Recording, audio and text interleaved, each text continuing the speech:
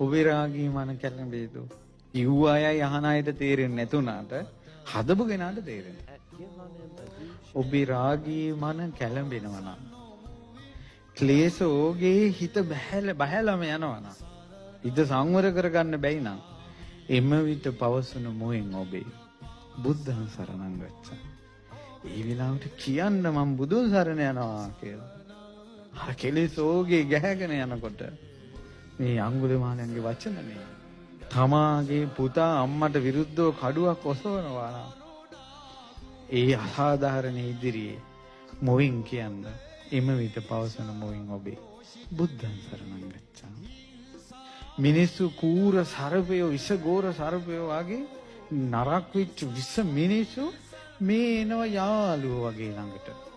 ඔය අසාධාරණේ දකිනකොට එම විට පවසන මොවින් ඔබේ බුද්ධං සරණං ගච්ඡාමි. ඔය විදිහට තමයි හින්දු තියෙන්නේ.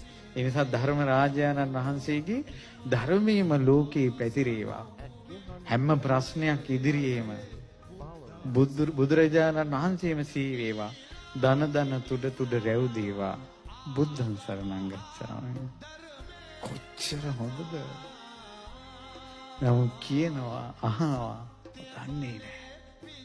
යම් දවසක මෙහි අර්ථය විමසා ඒ ගීතයේ ඇසුණාද එදා අපගේ ශරීරයේ රෝමෝද්ගමනය වුණා.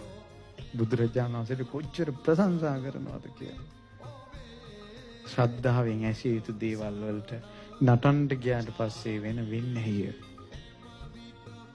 අර්ථය නැති වෙලා යනවා.